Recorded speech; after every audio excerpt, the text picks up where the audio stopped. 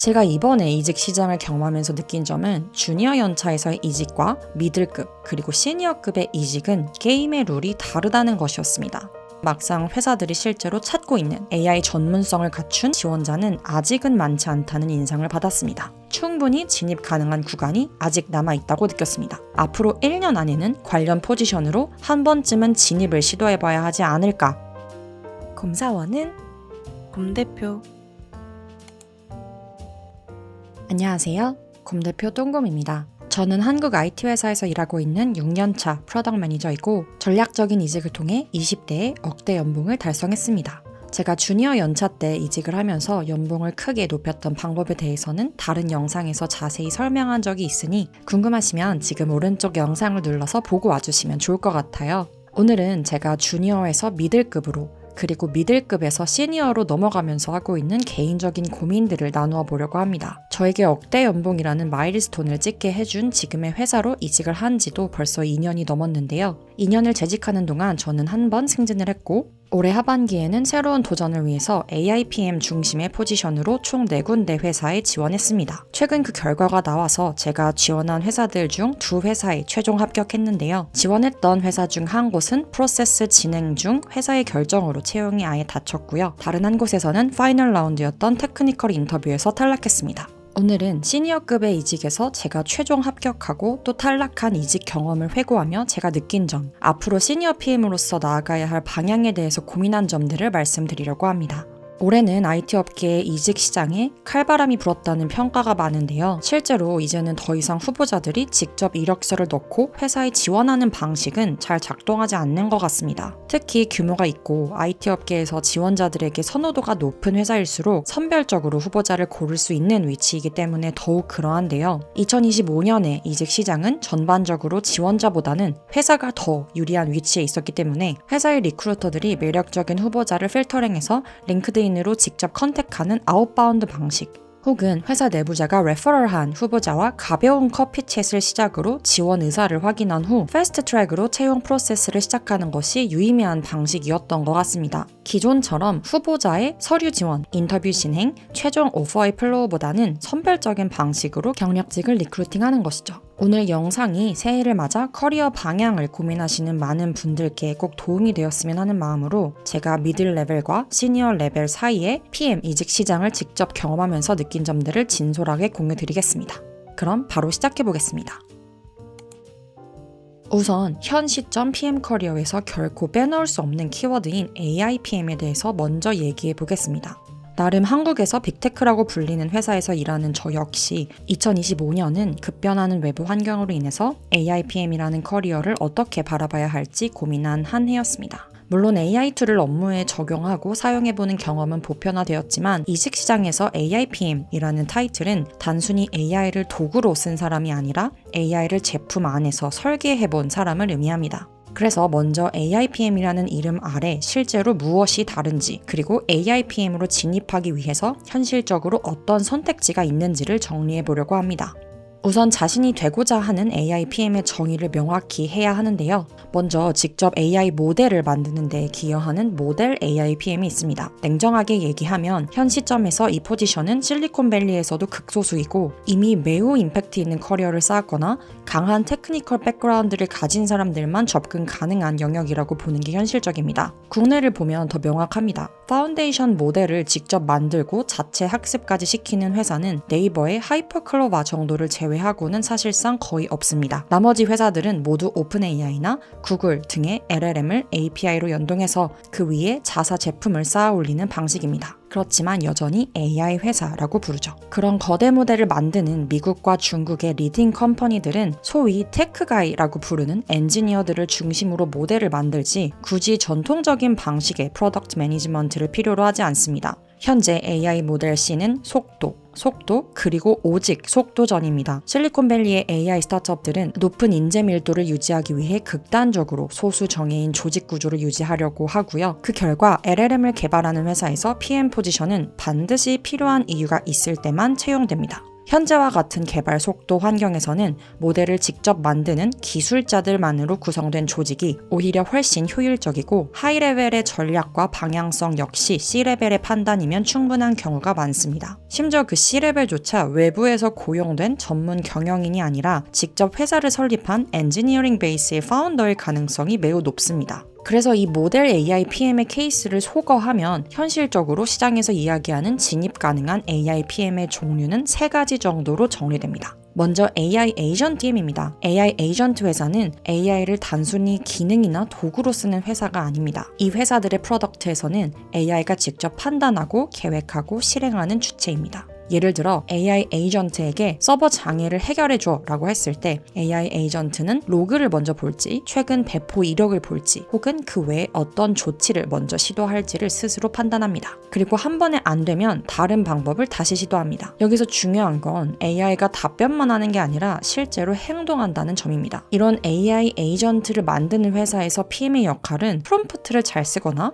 모델을 고르는 데에 있지 않습니다. AI가 어디까지 판단해도 되는지, 어떤 행동을 하면 안 되는지, 실패했을 때 몇 번까지 다시 시도해도 되는지, 언제 사람에게 다시 넘겨야 하는지를 미리 설계하는 역할입니다. 예를 들어 일정 변경을 AI가 자동으로 확정해도 되는지, 아니면 항상 사람 매니저에게 확인을 받아야 하는지, 서버 설정을 AI가 직접 바꿔도 되는지, 아니면 제한까지만 해야 하는지, 이런 경계를 정하는 게 바로 AI 에이전트 PM의 일입니다. 그래서 개인적으로는 현 시점에서 가장 AI PM이라는 기대에 부합하는 포지션이 AI 에이전트 PM이라고 생각합니다. 두 번째는 AI를 활용한 제품을 회사의 중심 비즈니스로 삼아 매출을 만들고 있는 SaaS 혹은 B2C 회사들의 PM입니다.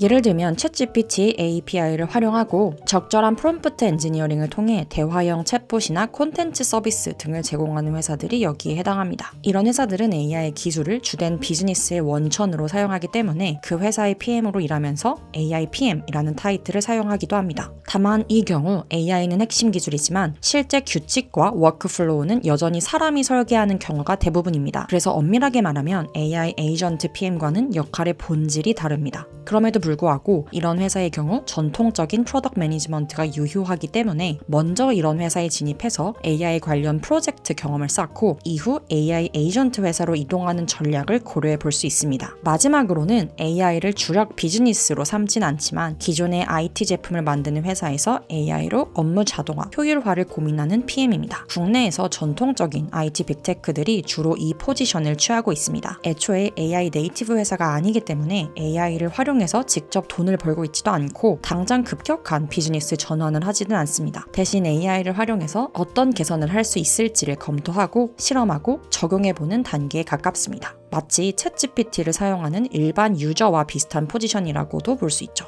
이런 회사들은 회사 자체의 규모와 매출은 더 클지 몰라도 AI 활용도에 대해서는 오히려 더 이해도나 난이도가 낮은 경우도 많습니다. 그럼에도 불구하고 AI를 적극적으로 활용한 프로젝트 경험을 쌓을 수 있다는 점에서 개인의 커리어 상황에 따라 전략적으로 충분히 활용 가능한 선택지라고 볼 수 있습니다.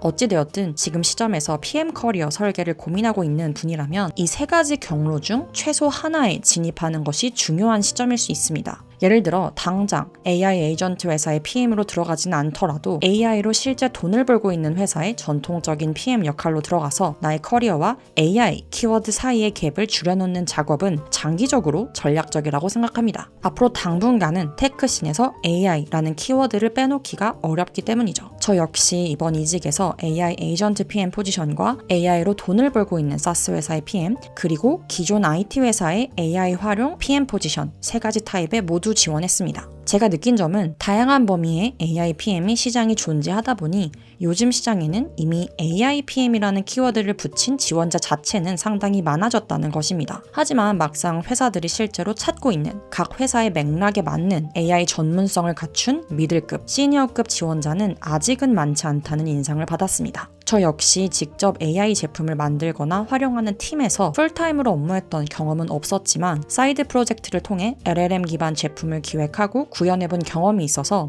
해당 경험을 바탕으로 충분히 면접을 풀어갈 수 있었습니다. 그 과정에서 현 회사에서 쌓아온 문제 해결 경험 그리고 AI의 활용에 대해 얼마나 깊이 고민하고 있는지가 충분히 경쟁력 있게 작용했다고 느꼈습니다. 그래서 저는 지금 시점에서는 직접 회사에서 AI 제품을 만들어 본 경험이 없더라도 사이드 프로젝트나 작은 규모라도 AI를 제품화하는 과정에 실제로 관여해 본 경험이 있다면 충분히 진입 가능한 구간이 아직 남아있다고 느꼈습니다.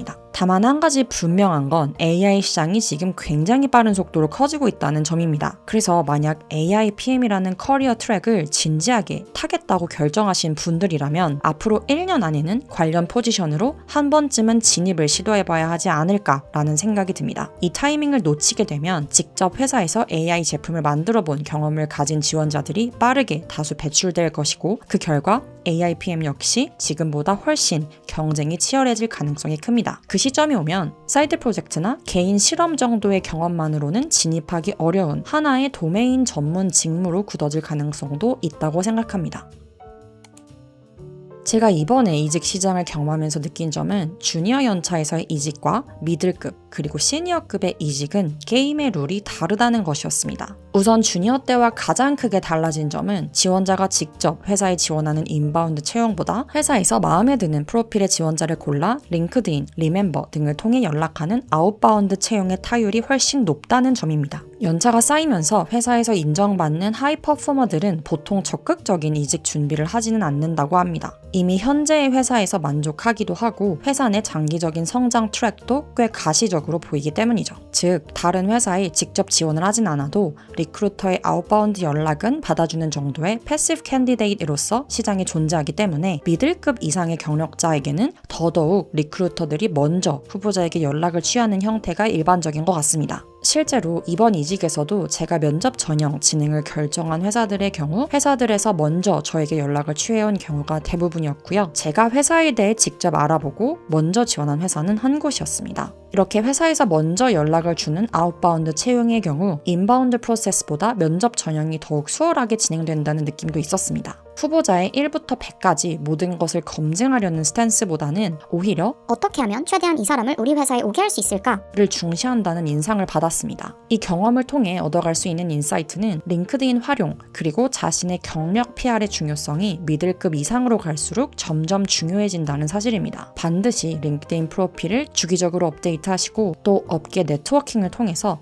체크 업계 리크루팅의 이너서클에 들어가는 노력을 하시기를 추천드립니다. 두 번째는 이직을 통해 얻을 수 있는 베네핏이 달라진다는 점입니다. 주니어 연차에서는 사실 어떤 회사에 갈 수 있을지에 대한 선택권이 별로 없습니다. 대부분의 경우에는 후보자가 회사를 선택한다기보다는 나를 선택해주는 회사에서 커리어를 시작하죠. 물론 후보자도 어떤 회사를 가고 싶다라는 드림잡에 대해서는 대략적인 기준이 있겠지만 저연차의 주니어가 원하는 기준의 대부분은 높은 연봉, 많은 사람들이 알아봐주는 네임밸류, 좋은 복지 등등의 겉으로 확실히 보여지는 기준들일 겁니다. 저 역시 마찬가지였고요. 그런데 어느 정도 자신이 생각했던 기준을 충족하는 회사를 경험하고 일정 수준 이상의 연봉을 찍고 나면 그 이후부터는 연봉이나 네임밸류만을 기준으로 넥스트 스텝을 결정하기가 어려워집니다.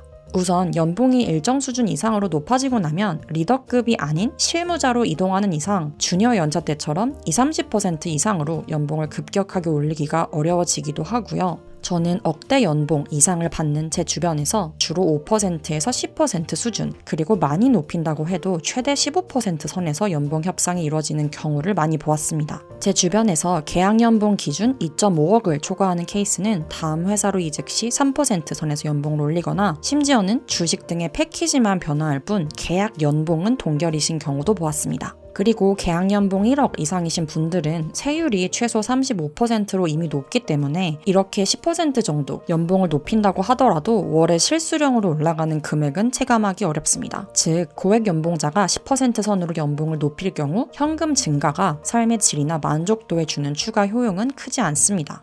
그만큼 이제는 커리어 선택지를 장기적으로 바라보아야 합니다. 내가 어떤 도메인에서 전문성을 기르고 싶은지, 나에게 어떤 역할 범위를 주는 회사인지, 혹은 스타트업이라면 파운더는 어떤 사람이고 어떤 미션을 갖고 있는 회사인지 등등을 이유로 심지어는 단기적으로는 현금 이득이 트레이드오프가 발생한다고 하더라도 이직을 선택할 수도 있죠. 저 역시 이미 제 연봉의 절대적인 숫자가 꽤 커져 있던 만큼 규모가 상대적으로 작은 AI 스타트업의 경우 오히려 당장의 계약 연봉은 깎아야 하는 케이스도 있었습니다. 물론 그 외적으로 스톡 옵션이나 다른 부가 조건들을 제한받기는 하겠지만 미들급 이상의 이직에서는 단기적인 현금 흐름은 줄어드는 케이스도 발생할 수 있다는 의미입니다. 즉, 절대적으로 계약 연봉이 아니라 커리어의 성장 가능성, 도메인 전환 혹은 역할 확장의 기회 등등을 기준으로 이직을 선택해야 할 시기가 온 것이고, 저 역시 이번에는 저에게 가장 연봉을 많이 주거나 가장 네임밸류가 있는 회사가 아닌 앞으로 5년 후에 커리어 성장 곡선이 가장 가파를 것 같은 회사를 선택했습니다. 특히 시니어 연차로 접어들수록 이직을 통해서 자신이 궁극적으로 얻고자 하는 것과 베네핏이 무엇인지 타인의 기준이 아니라 나만의 커리어 맥락에서 반드시 고민해야 할 것 같고요. 이직의 단기적인 효용보다는 이번 이직이 3년 후, 5년 후 내 커리어에 어떤 의미를 가질지를 기준으로 판단하시기를 추천드리고 싶습니다.